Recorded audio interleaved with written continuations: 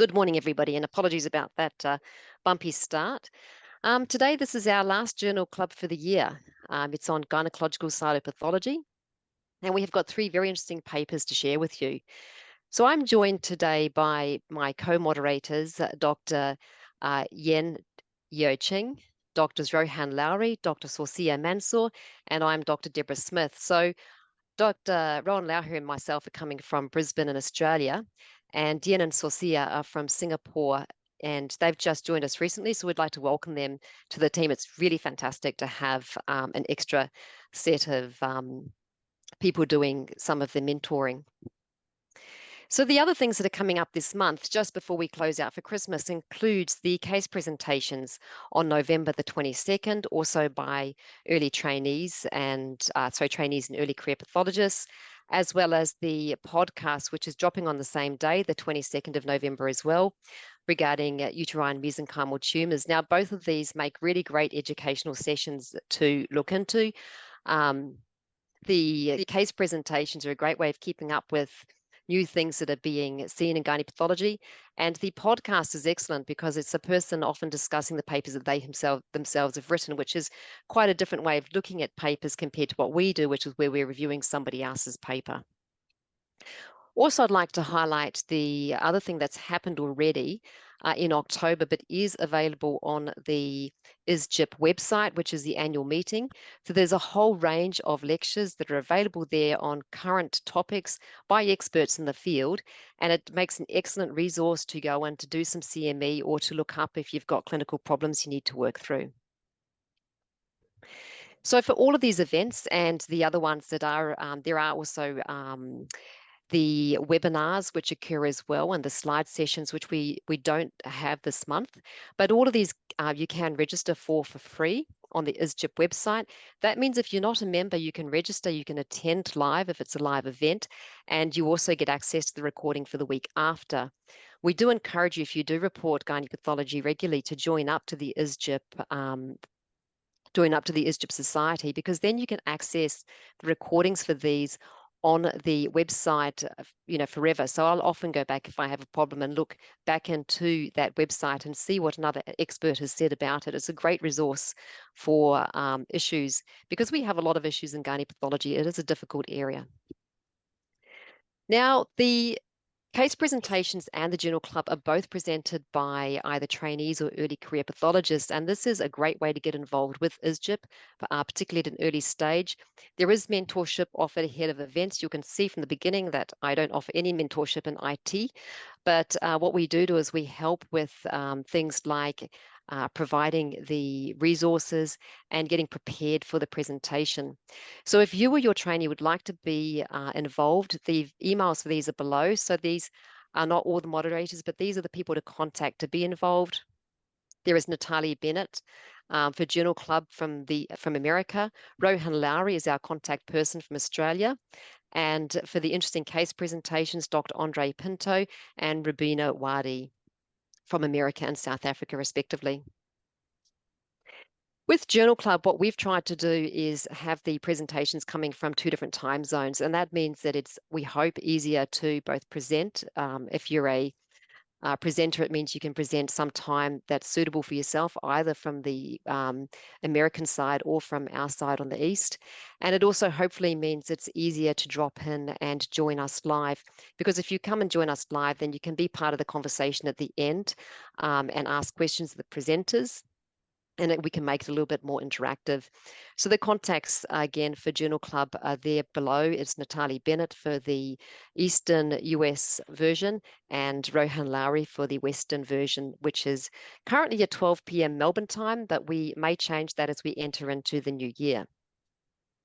So this is a program we've just finished. You can see we've got a break for holidays in December, and we are reworking the program for 2024. So it will be a different look, partly to move the topics around between the different sites, but it's generally the same. We run a journal club every month. It just alternates between the 2 sites, and we have March and December off. So again, if you're a trainee is interested, we are taking registrations now for the new year, and we'd very much encourage you to be involved.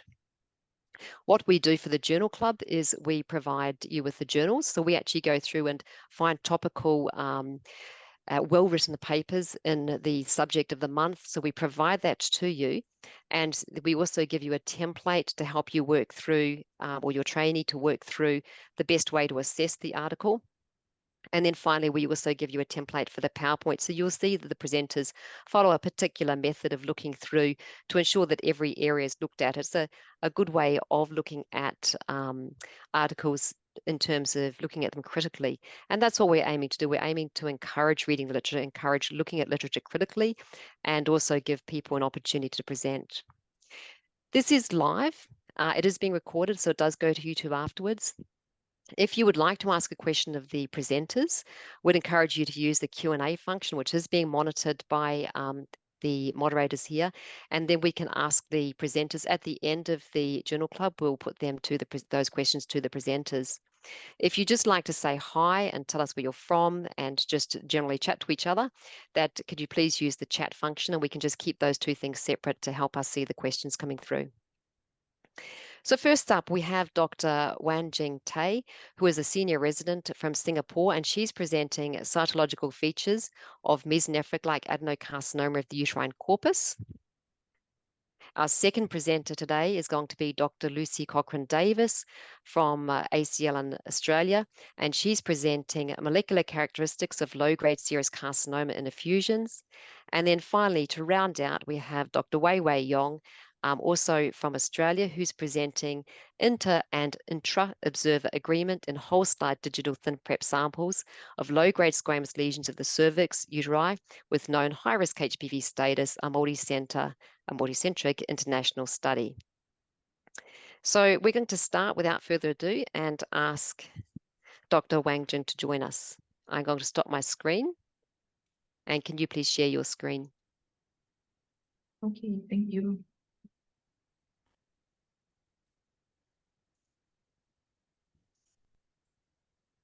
This on full screen for everyone. Thank you. Thank you, Dr. Smith. Hi, everyone. Good morning and good afternoon. My name is Wan Jing, and I'm a senior resident from the National University Hospital from Singapore. And thank you to ISGyP for the opportunity to present today. My topic today is on cytological features of mesonephric adenocarcinoma of the uterine corpus by the following authors from Korea.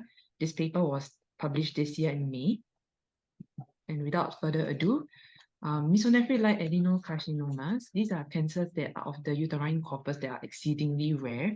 It's estimated to account for up to 1% of all endometrial carcinomas, and it is a relatively newly described entity with so far limited data that suggests an aggressive behavior and poor prognosis. Morphologically, it resembles mesonephric adenocarcinoma of the uterine cervix or vagina, which originates from mesonephric remnants. It is quite difficult to distinguish from other tumors due to its growth diversity and morphologic overlap. So therefore, according to the latest 5th edition WHO classification, the diagnosis is established by morphological features, exclusion of cervical origin, and the absence of an endometrioid component. Now, just a pictorial summary of mesonephric-like adenocarcinoma. MLA shows a wide range of architectural patterns. All cases typically display compact aggregation of small tubules with eosinophilic intraluminal secretions, as seen in the top left image here. Patterns which were observed in most cases were also seen in endometrioid carcinoma, and these include ductal, endometrioid-like, cribriform, and solid, as seen here. Papillary structures with delicate fibrovascular stromal cores in MLA were similar to those in serous carcinoma. Trabecular and sex cord-like patterns were seen in cases of certuliform-like endometrioid carcinoma. And then lastly, unusual patterns like comedonal necrosis-like and sieve-like patterns were also occasionally noted. So now coming back to our paper, this study aims to describe the cytological appearance of MLA and also investigate if the following 3 variables make a difference in the appearance, namely timing of sampling, site of sampling, and preparation method, including cases of cell block. This study includes histologically confirmed uterine MLA from 3 institutions between 2010 and 2021. And in total, there were 16 patients with 21 cytology samples. Firstly, for timing of sampling, there were 8 cases that were taken preoperatively, all of which were cervical-vaginal. 8 cases were taken intraoperatively, and 5 cases were taken postoperatively. For methods of sampling, we have 9 cases of cervical-vaginal smears, 8 cases from peritoneal fluids, 2 cases from pleural effusions, and 2 cases of FNAs from mediastinal lymph nodes. For methods of preparation, 2 cases were conventional smears, 8 cases were sure-pair cytology smears, and 11 cases were ThinPrep cytology smears. So this is a relatively busy slide. It's a summary of all the findings that were obtained from the study, which I will go into detail later on. These include common findings that were present in all cases, which were tight 3-dimensional cellular clusters, monotonous, small to medium-sized, round, hyperchromatic nuclei, indistinct nucleoli, nuclear grooves and indentations, scant cytoplasm, and high NC ratios. Approximately half of the samples showed hyaline-like globules. Mitotic figures and apoptotic bodies were also observed.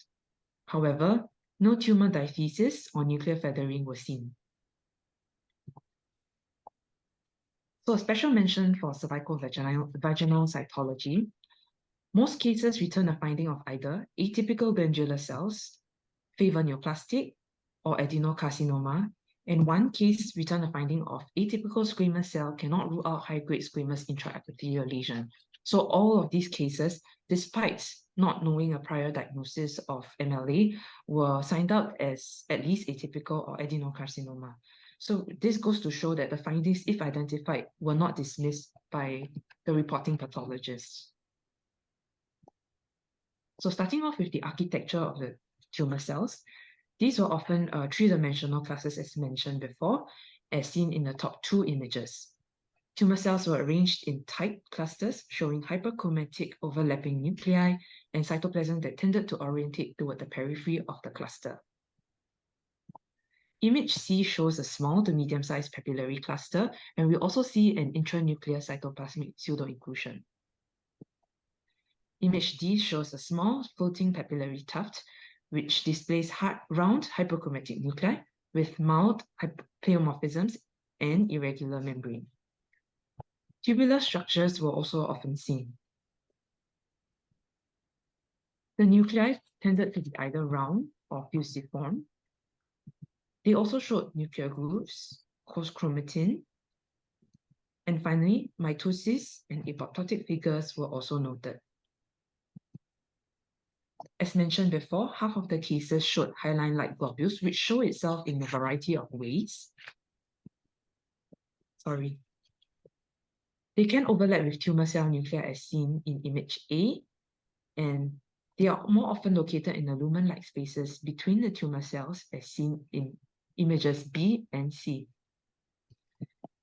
They can also adhere to the periphery of tumor cell clusters and inside papillary tufts as seen in images D and E. However, some of them cannot be distinguished clearly from psalmomatous microcalcifications as seen in image F.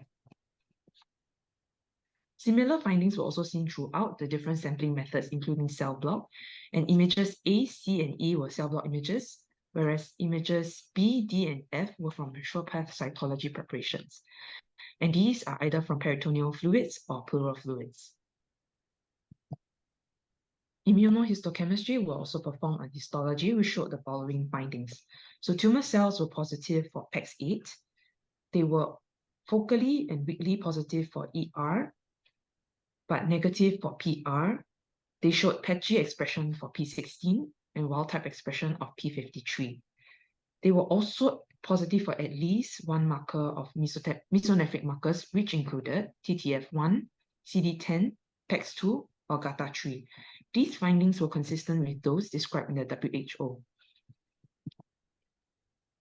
So in summary, regardless of the sampling time, site, or preparation methods, the cytological features of MLA were relatively consistent. However, findings only suggest the possibility of MLA but were not entirely specific. Common positive findings with MLA included nuclear grooves and indentations, as well as hyaline globules. Common negative findings were tumor diathesis, intracytoplasmic neutrophils, and nuclear stratification. Differential diagnoses were also briefly discussed in this paper. These included, for example, cases of endometrial adenocarcinoma tended to show tumor diathesis or intracytoplasmic neutrophils within single cells or small groups. They also could show squamous or mucinous metaplasia. Cases of endocervical adenocarcinoma tended to show nuclear pseudostratification or feathering. For practical purposes, in case the cytology sample suspicious of a glandular lesion display these cytological features, uterine MLA should be included in the differential diagnosis. However, to reiterate, findings only suggest the possibility of MLA but are not entirely specific. So briefly, here is my review of the journal article. The journal could have gone into further detail to distinguish between other non-HPV different lesions on cytology, especially on cervical vaginal cytology, which are often the first sample that we receive from a patient. The differential diagnosis discussion also did not explore potential benign conditions. Overall, however, I felt that the journal article had more strengths, which included various sample types such as timing, sites, and preparation methods, a relatively big sample size given the rarity of this tumor, and it also went in depth to review all the histology of all the cases, which was quite a fair deal of work. And this is a table which summarizes all the histological findings of the 16 cases, and they also went into the trouble to standardize all the findings that can be seen in these cases. So this brings us to the end of my presentation, and these are my brief references and acknowledgement for the images. And thank you, everyone, and thank you, Dr. Smith, for the review of my presentation. Thank you very much, and well done. That was an excellent presentation. I'm just going to, Lucy, I'm not going to share my screen because it's just got the filler. Do you want to go straight into your presentation? And we'll save any questions for the end. Ah, there we are.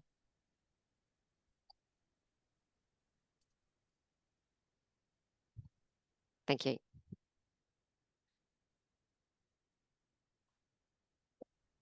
So today I'll be presenting molecular characteristics of low-grade serous carcinoma in effusions by Doutel, Davison, Petersen, and Torgunrud Cytopathology 2023. So background and study design. Low-grade serous tubo-ovarian carcinoma is moderately common, bad prognosis, low chemosensitivity, hard to treat with chemo. Treatment tends to run very heavily to repeated palliative debulking, which is not ideal. It's usually secondary to serous borderline tumor, as opposed to the more common high-grade serous carcinomas, which, as far as we can tell, develop from fimbrial in situ carcinomas. And it is a frequent cause of malignant peritoneal and pleural effusions. In one study, it was about 7% of the malignant effusions. So effusion cells often have different molecular profiles from the solid malignancy they're associated with. And we've picked up a half-decent understanding of the mutations in low-grade serous carcinoma in solid tumours. It tends to have a low mutation burden. It tends to have exactly one thing wrong with its MAPK proliferation pathway. TP53 mutations are more of a high-grade thing, but the effusion cells of low-grade serous carcinoma have not yet been studied, even though it commonly causes effusions. So here we have a small and rather rough but interesting study analysing the mutation profile in 17 effusions from 16 patients. So that's 15 peritoneal, 2 pleural. 1 patient had peritoneal effusions before and after chemotherapy, plus 9 solid tumour specimens from 6 patients for comparison. 3 patients had both an effusion and the solid tumour analysed.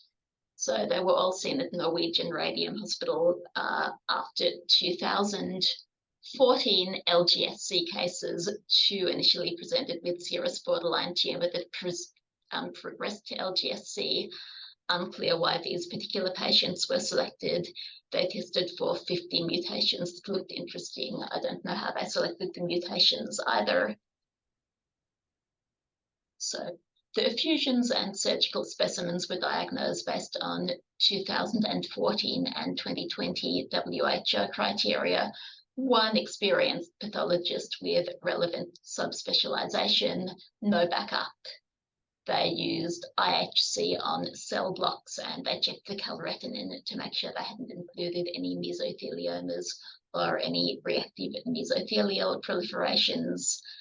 Any pre-op biopsies or surgical specimens were also assessed to double check the tumor type. I'm not sure how they handled any differences between the WHO criteria from different years, but the criteria are quite subjective anyway. It's effectively just invasive serous carcinoma with low-grade malignant features. So targeted next-gen sequencing on the mutations they thought were interesting, overall survival calculated from diagnosis to death or last follow-up, very small sample size, and they didn't even try to calculate progression-free survival due to some missing data. So they found mutations in 14 of the 22 samples, full concordance between multiple samples from the same patient, including the effusion and solid samples. So when someone had a solid tumor and an effusion analyzed, it was the same mutations. They found 3 KRAS and 3 BRAF, as you'd expect, 2 NRAS, 2 CDK2NA, and one really interesting thing was they found 2 P53, which is the pathogenic variant you normally expect in a high-grade serous carcinoma, and both of those were accompanied by an ATM mutation. There were also a couple of other random, not enormously remarkable relevant mutations that turned up. So both these TP53 mutated effusions had wild-type staining on IHC. There was no visible loss, missense, or cytoplasmic positivity on the P53 immunohistochemistry, and both of them also had ATM mutations. Effusion immunohistochemistry can be a bit difficult to read, but I'm not sure that's relevant. These patients both died quite quickly, which suggests possible clinical behaviour more like high grade. So here we have the stains on one of these patients. So it's low grade looking. We have cell block. We have immunostaining on the effusion showing wild type pattern, vague patchy positivity on P53. And we have vague patchy positivity on the associated primary tumour. So yeah, this really does look wild type despite having a P53 mutation on IHC. So we only have 21 patients with survival data. They had to go at analysing it anyway. Patients with no mutation found had shorter survival, and as various larger, better quality studies have shown, MAPK pathway mutations seem to be associated with longer survival.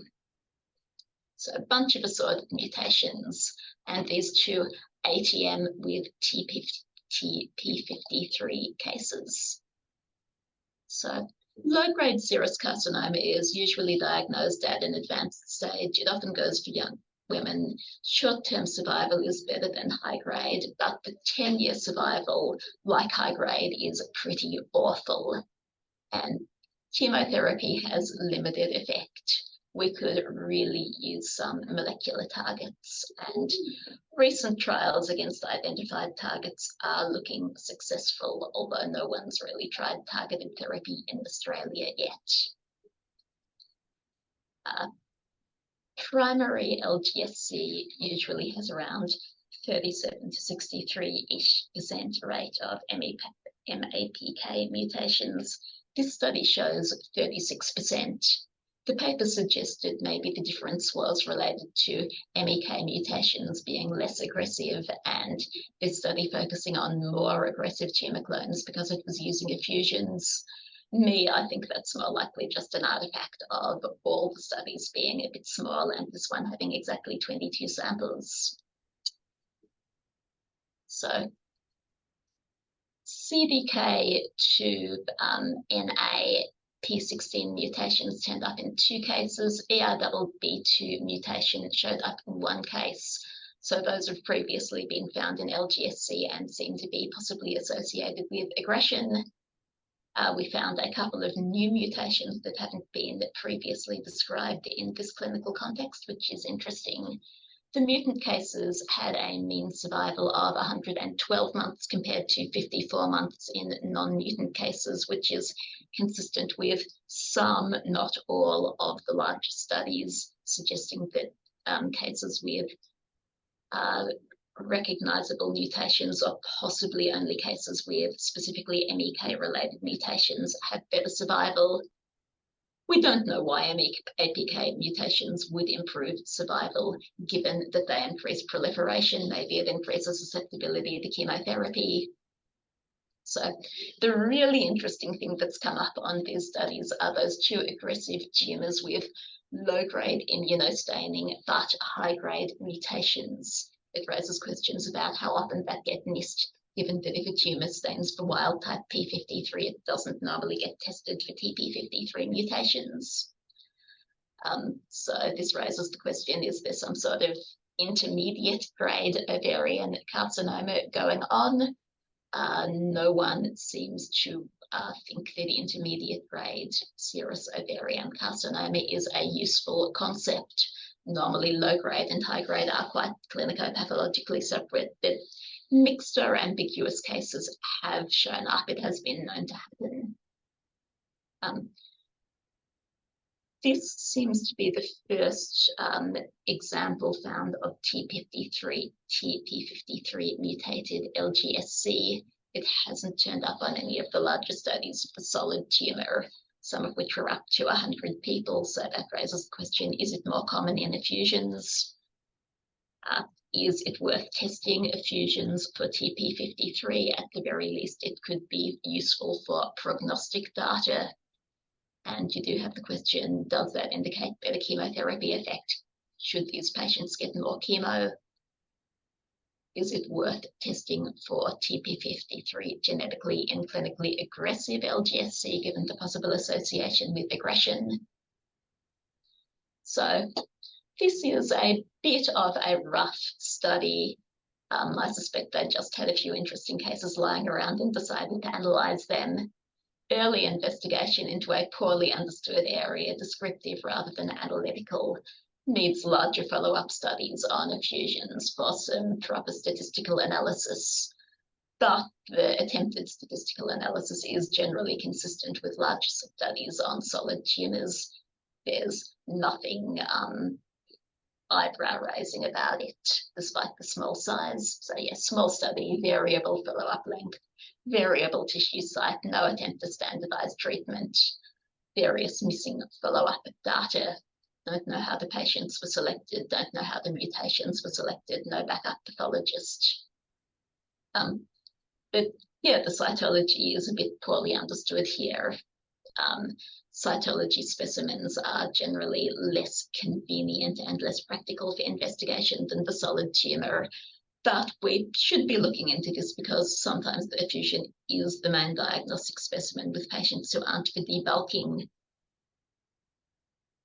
And the other useful thing that's come up apart from TP53 mutation is they've found some apparently entirely new mutations which weren't expected. That's useful for uncovering new possible driver mutations, new possible therapeutic targets to aim for. So applications, the main application that's come up is this TP53 thing in tumours that look low-grade histologically and on immunohistochemistry. So that raises the question of, should we be trying to find all these cases by testing LGSC effusions in general for TP53 mutations. At the very least, it could be useful prognostic information to tell these specific patients that they have probably less time than the other patients, probably should focus on getting their will written more quickly, make sure they've said goodbye to everyone. And it could also be a useful therapeutic target. And you've got the question of, if it acts more like high grade, if its mutations are more like high grade, does that mean it's chemosensitive like high grade? And given that there was also ATM mutation going on, PARP inhibitors do seem useful in ATM mutated tumours.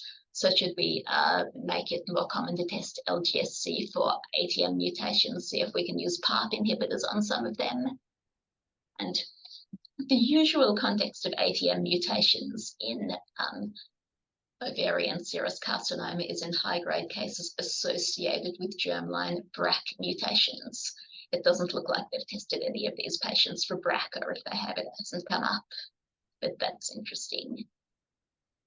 And again, this has slightly reinforced the general overall impression that patients with recognizable mutations live longer. It does look, no one's sure whether that's mutations in general or whether it's specifically MAPK mutations or what exactly is going on there. That's another more large studies needed situation. But targeted therapies will hopefully soon be available in Australia. So we'll need to be coming up with a protocol on what exactly we should be testing for under what circumstances. Any questions? Thank you. Yes, we do have some questions, but we'll collect them all together at the end. Thanks, Lucy. A paper that perhaps raises as many questions as it answers. But right now we'll swing through to Wei Wei to give her presentation, and then we'll collectively discuss them all together. Thanks, Lucy. Thank you.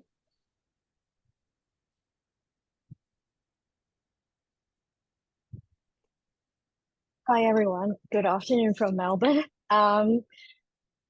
So I'm Dr. Wei Wei Yong, and I work at the Western Hospital for Torgunrud Pathology. Thanks very much for giving me the opportunity to discuss this interesting paper that I've read for the Gynae Pathology Journal Club.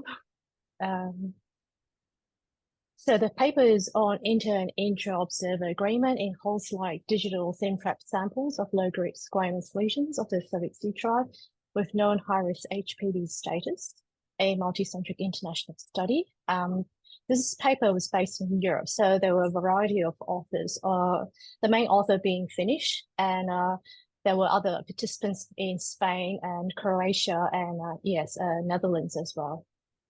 The study design, we're looking at the objectives to evaluate the inter-observer and intra-observer agreement in low-grade squamous lesions, to evaluate high-risk HPV status biases among expert cytopathologists with high-risk HPV screening and or triaging experience, and to assess the ease of use and compliance with the chosen digital platform. In terms of selection of cases, they had 3 expert panelists choose 71 LBCs slides from their archives, and they had known original diagnoses, such as 31 falling into the ASC-US category, 21 NILM, which is negative for intraepithelial lesion or malignancy, and 19 falling into the low-grade squamous intraepithelial lesion.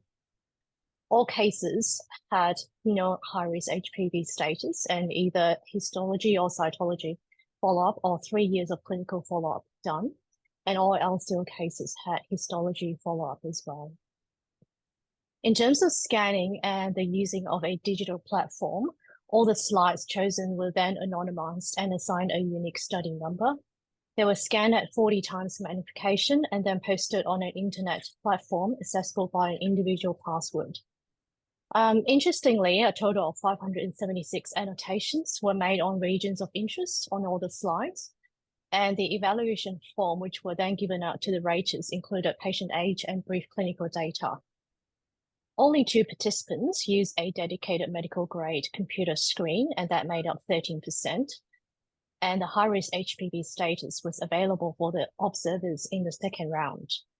Participants coded the cases according to TBS categories for squamous epithelial. And so the participants were 15 expert cytopathologists from 13 European countries. The first round was open in January 2021 and the second round in March 2021. Each round was open for 6 weeks, and the washout period between the 2 rounds was 5.1 weeks on average. The cytopathology, digital pathology, high-risk HPV screening/triaging experience, and compliance data were then collected with questionnaires. In terms of statistical methods, the study predominantly used Fleiss kappa and Kendall's coefficient of concordance to assess inter-observer agreement between raters in both rounds. And so I've put together Fleiss kappa and Kendall's coefficient of concordance into 2 tables for ease of understanding. As you can see, for Fleiss kappa, perfect agreement is given numerical value of 1, with decreasing agreement with decreasing numerical values. Similarly for Kendall's coefficient as well. Anything of 0.3 or above means a strong strength of association, with decreasing strengths with decreasing numerical values as well. When it comes to the results, and evaluation of the intra-observer agreement in low-grade squamous lesions, the highest agreement is observed in the NILM category, followed by the LCIL, and then followed by ASCUS cases, where the authors found there was less uniformity and more diverse answers. In terms of intra-observer agreement with the HPV, high-risk HPV bias, in the NILM category, the knowledge of high-risk HPV status did statistically decrease the Kendall's coefficient. It also influenced categorization in mild lesions because the agreement in the ASCUS category improved with the knowledge of the high-risk HPV status. On the other hand, the LCIL category decreased in agreement with knowledge of the high-risk HPV status. Overall, personal scores were higher, meaning in better agreement in the second round when the high-risk HPV status was known.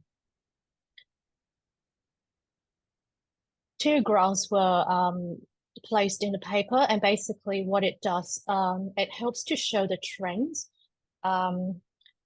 in terms of incorporating the Fleiss kappa values and Kendall's coefficient.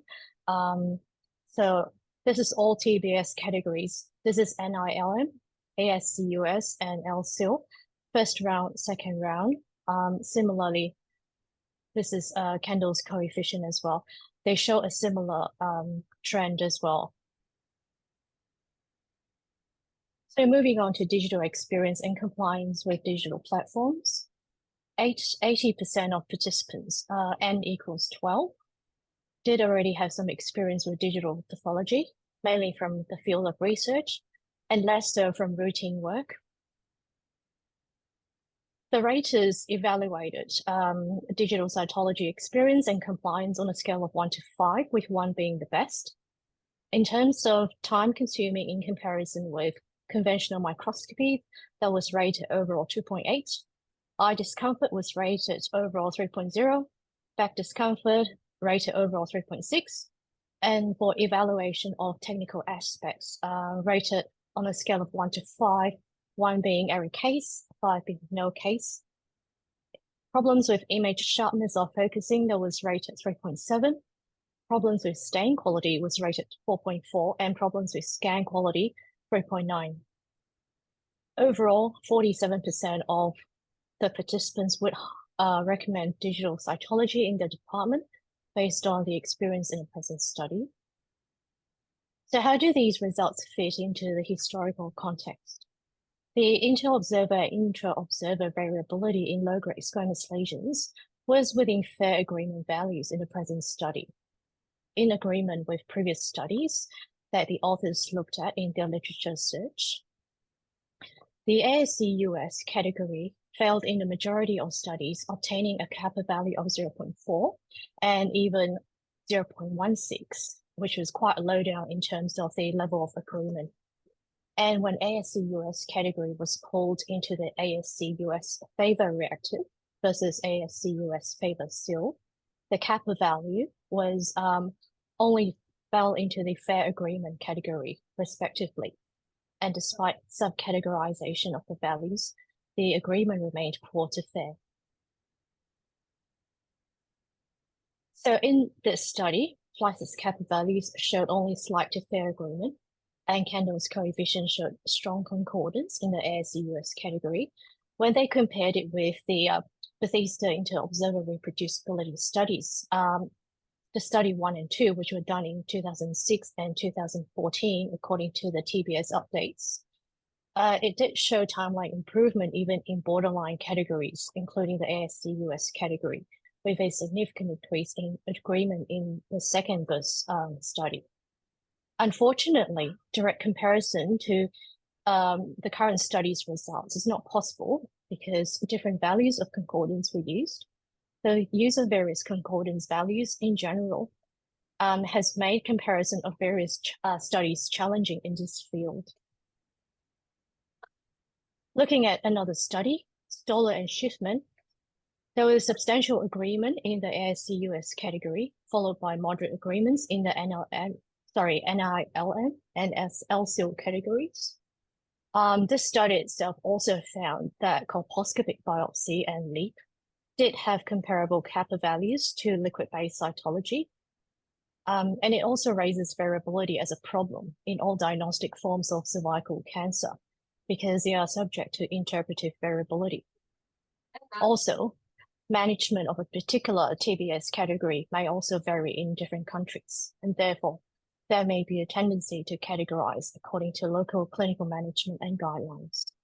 Another study, Bigras et al., analyzed ASC-US related cytopathology, and they observed that nuclear features had significantly lower reproducibility, with the lowest agreement for chromatin texture when compared to other cytological findings. In another study, fellows' conditional kappa value were in substantial agreement for ASC-US when compared to 0.6, which fell into moderate agreement for cytopathologists, showing that the role of active education is pretty important. And from this perspective, the authors acknowledged that it would be valuable to analyze the study's samples for particular features related to the highest and lowest agreement. Endocervical atypical lesions with less agreement are often impaired by degenerative changes and lack of nuclear enlargement. And comparing the high-risk HPV bias with other studies, the authors looked at several studies, both cytopathologists and cytotechnologist studies, that report high-risk HPV positive cases to be likely reported as abnormal. The Tejo study showed a significant difference in the ASC-US, LCIL, and HCIL categories, whereas this study only identified a significant difference in the NILM category and personal scores. In general, if the observer knows that high-risk HPV status, there is a tendency to interpret minor cellular changes as abnormal findings and therefore upgrading the TBS category. Downgrading of high-risk HPV negative ASC-US has also been observed, and it's not uncommon. The high-risk HPV/PAP triage algorithm differs from the PAP smear alone algorithm, so the diagnostic accuracy needs to be re-evaluated in the high-risk HPV/PAP smear/liquid-based preparation triage and PAP smear/liquid-based PrEP alone. In the analysis of the College of American Pathologists PAP education program, LCIL was found to be misclassified in 2.4% of cases, and ThinPrep LCIL slides were more likely to be misclassified than SurePAP LCIL slides. Importantly, prior knowledge of high-risk HPV status was found to improve SIN2 detection in agreement with higher detection rates in the high-risk HPV primary screening programs. Suggested clinical applications. The study methods and results that were reported in this study could be used to do further research into using digital platforms for cytopathology reporting. In this study, technical problems with image sharpness or focusing and scan quality were less common than with stain quality, suggesting a bright future for utilizing digital platforms in practice. The study also suggests that whole-slide digital cytology will profit enormously from AI-based diagnostic algorithms. In terms of utilization of AI, there is potential for reducing the strain of the screening activity and help in the interpretation of slides in the context of large population-based screening programs. Potential in building educational libraries to support training of future cyto screeners and trainees. This is to address the current challenge of an aging population of existing experienced cytologists. It also raises several ethical challenges, of course, namely in terms of privacy of data and consent, commercial benefit of data and related public trust, biases of data series, and also the involvement of non-medical experts in diagnostic workup also raises ethical and responsibility issues. Suggested areas for improvement.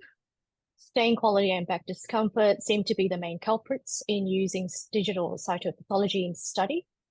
And interestingly, the dedicated medical grade computer screens were only used on a few occasions. And therefore, the authors thought if this was actually applied routinely, their use would probably increase both ease of use and diagnosis. Personally, I thought it would be interesting to explore why the remaining 53% of participants did not recommend digital cytology in the department, based on their experience in this study. Strengths or areas for improvement. Whilst there was a strong representation from experienced cytopathologists from academic hospital cohort, I thought the study probably needed more representation from other hospitals and private laboratories. Because the people that were from these groups were made up only about 20-something%. There was also a lack of data on how junior participants will perform using a digital platform, and also lack of data on how participants with low cytopathology workload will perform using this digital platform. There's a question of how the application of funding for digital equipment and the application of AI and a dedicated IT team would apply to other settings, not just academic hospitals, but across the board in various hospitals and laboratories as well. And also there's a potential for future studies to include multi-center participation from different countries all over the world as well, which would hopefully give us some interesting answers. So far, the results indicate a fair to high probability that utilizing a digital platform for diagnosing cytopathology is a real possibility in our daily work. Further standardization of digital cytopathology will hopefully reduce the problems and pitfalls experienced by the raters in this study. And the methods used form a good foundation to carry out further testing to find out how pathologists across varying levels of reporting experience with varying cyto reporting workloads and varying experience with digital platforms will actually find utilizing a digital platform in their daily reporting. So that's the citation. Thank you, everyone. Thank you very much, Wei Wei. Another paper that brings up as many questions in some ways as it resolves. Now I'm just going to share my screen here. Okay.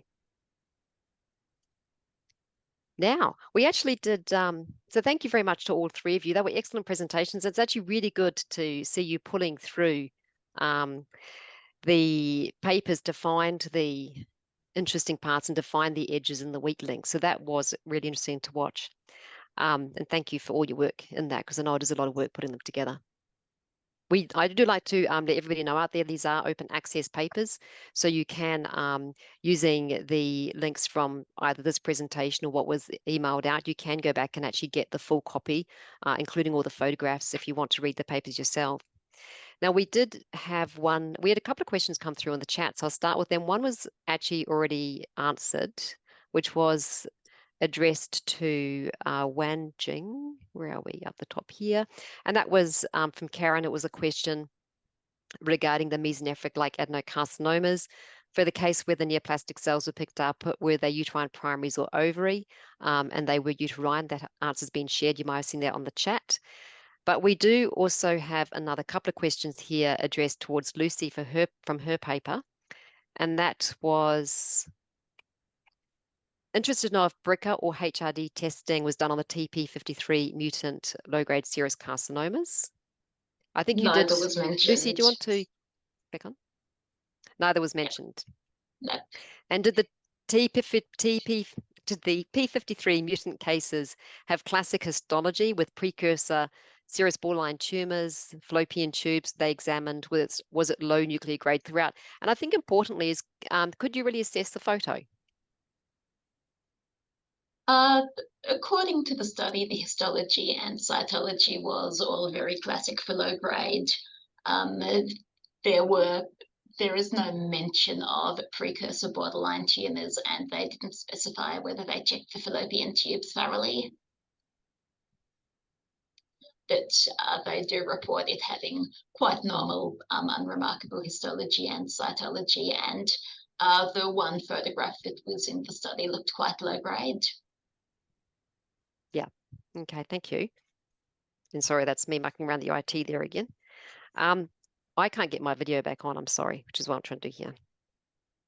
Thanks, Lucy. And I did think that you did do a really good job of pulling apart the questions from that paper. I think the great thing about that is that questions give us the direction for where further study can come from, which is why it's so good to examine papers like this.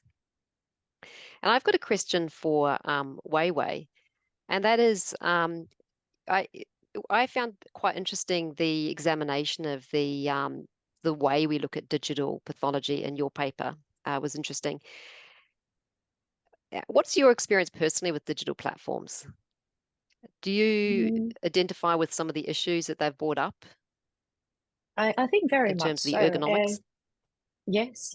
And after reading this paper, it got me interested to ask my colleagues as well what their experience is with regards to ergonomics. And the same factors all came up similar to this paper. And from my end, I can't speak for other laboratories. They might be far more advanced in application of digital pathology.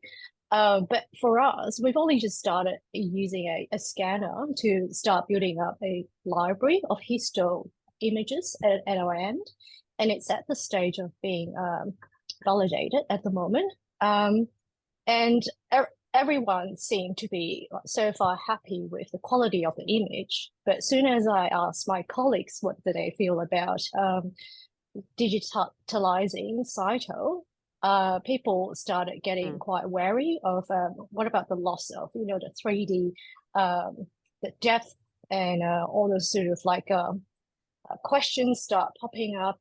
And then there's a worry that there's not going to be enough IT support to troubleshoot the platform and the program if any issues come up.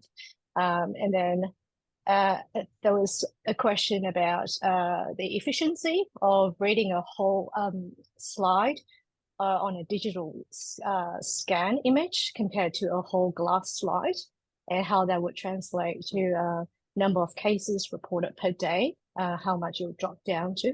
And then also the funding, sort of where they're going to get the funding, how much percentage is going to go to this and that. I think, there was sort of like one quite senior pathologist mentioned that at least with a glass slide, we could occasionally still look away, sort of into the distance. Whereas then with the with a whole digital image, you're sort of fixed to fixed distance from the screen and having to focus on that static screen, sort of like for long periods of time. And we're trying to sort of like try and get away from that and try and look at outdoors in the sunshine more, because I think there were studies saying that if we focus more on distance objects and also being in the outdoors, it helps with our eye health in the long term. So yeah. I thought one of I've the just things got that I jump in. So I just have a follow-up question for Wei Wei. I think in one of your later slides, the figure given for not the age, but the cytology age of the participants was, I think, 25 years plus minus. So this was a study that was quite biased towards seniority. Would that be correct? I believe so. I think there are positive. Sorry. So my question, I got the impression that this was a study done by people who'd done a lot of cytology, which implies, because no one does cytology in primary school, that these were older people. With the finding that a good roundabout half of the people wouldn't necessarily recommend digital pathology, do you think that part of that is just an age and experience gap, that maybe younger cytologists will be more comfortable with a different medium? I think that's a real possibility as well.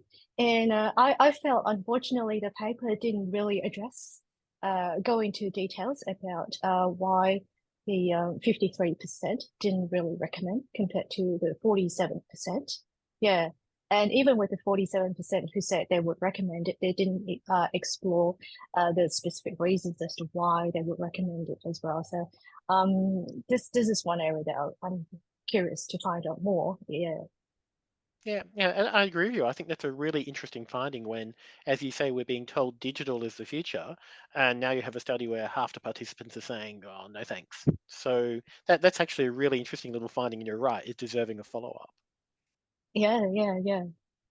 And what's the experience of digitalizing slides in Queensland for you guys over there? I would say our experience of diagnostic digital is zero. So that's going to be, and as you say, it's a long road ahead, and it'll be interesting to see where we end up and how fast we get there. So, but as you said, there's lots of barriers in the Australian context before there's a big take-up of routine digital pathology.